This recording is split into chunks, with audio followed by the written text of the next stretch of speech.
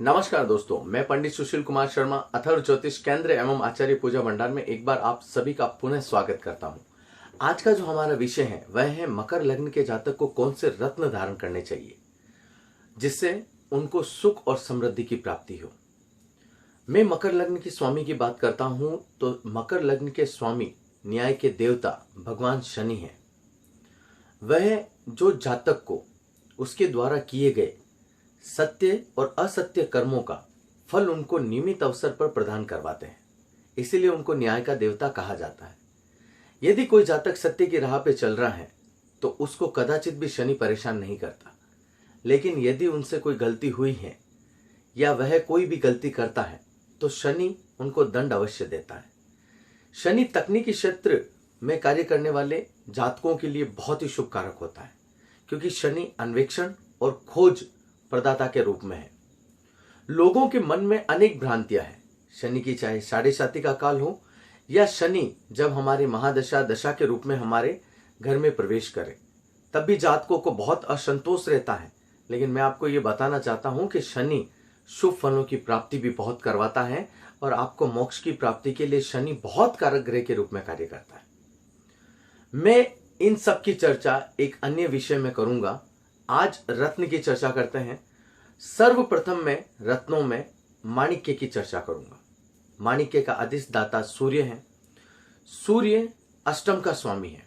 इसके साथ ही यह लग्न शनि से शत्रु भाव रखता है, इसलिए मकर लग्न के जातक को कभी भी माणिक्य धारण नहीं करना चाहिए। यदि चंद्रमा की बात की जाए जिसका कारक मोती है, मकर लग्न के जातक को मोती से इसलिए दूर रहना चाहिए क्योंकि यह सप्तम का स्वामी है। इसके साथ में लग्न से यह भी शत्रुता रखता है, तो मकर लग्न के जातक को मोती कभी भी धारण नहीं करना चाहिए।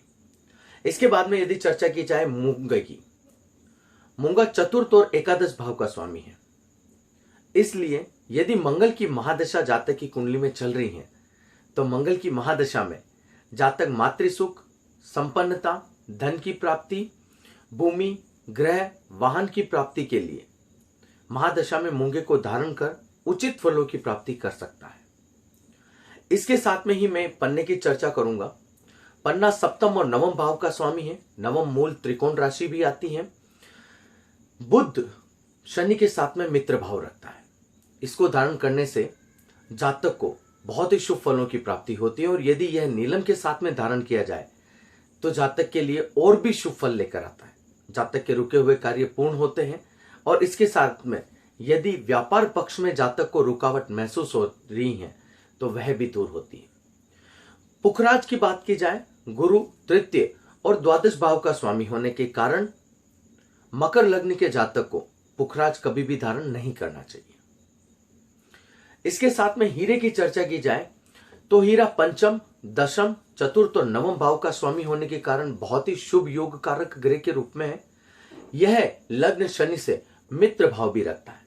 यदि किसी जातक की कुंडली में संतान के संबंध में दुविधा आती है और उसका लग्न मकर है और उसकी जो राशि है वह भी शनि के मित्र ग्रह की है, तो उस अवस्था में जातक हीरे के साथ में नीलम को धारण करके संतान की प्राप्ति के योग को सुगम बना सकता है। इसके जो अड़चने जो जातक के आती हैं वह कई हद तक दूर होती हैं। भगवान की असीम अनुकंपा से जातक के संतान के योग बनते हैं। इसके साथ में ही यदि नीलम धारण, नीलम की बात की जाए तो लगने से शनि जो है वह धन भाव का स्वामी भी है। नीलम को मकर लग्न के जातक यदि धारण करते हैं तो उनको धन, सुख, मान सम्मान की प्राप्ति के साथ साथ आयु में भी वृद्धि मिलती है। उनके रोग दोष दूर होते हैं और जो शरीर के संबंध में व्याधि है वह भी दूर होती है। यदि जातक को, मकर लग्न के जातक को यदि भाग्योदय के अवसर प्राप्त नहीं हो रहे हैं या भाग्योदय में रुकावट आ रही है तो मकर लग्न के जातक द्वियुक्ति संगत ग्रहों को, पन्ना और नीलम को धारण करके भाग्योदय में जो रुकावटें हो रही हैं उनको दूर कर सकता है। उसके साथ में जातक को भगवान के असीम अनुकंपा से नौकरी और व्यापार पैसे में लाभ की प्राप्ति होती है। यदि जातक के संतान के संबंध में दुविधा हो रही है तो हीरा और नीलम दोनों की युक्ति संगत को धारण करके जातक जो दुविधा आ रही है कुंडली संयोग से, उनको दूर करके भगवान की असीम अनुकंपा से उसको पुत्र या पुत्री सुगम तरीके से प्राप्त हो सकती है, या जो रुकावटें हैं वह दूर हो सकी।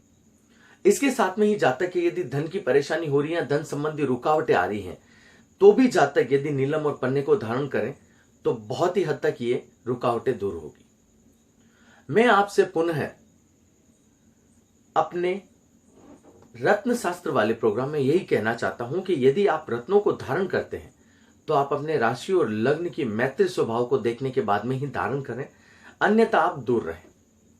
क्योंकि यह कभी कभार जो हम रत्नों को धारण करते हैं और वह यदि हमारी कुंडली में मारक है तो वह हमें शुभ फलों की अवस्था के मतलब शुभ फलों के बदले हमें अशुभ फलों की प्राप्ति करवा देता है। विशेष तौर से आप अपनी राशि और लग्न को देख के ही धारण करें और लग्न के अनुसार ही आप रत्नों को धारण करें तो आपको बहुत ही शुभ फलों की प्राप्ति होगी। इसके साथ में मैं यही कहना चाहता हूं कि आपका दिन मंगलमय हो, भगवान शनि की असीम अनुकंपा आप सभी के ऊपर बनी रहे और आपको सुख समृद्धि की प्राप्ति हो। जय श्री कृष्ण।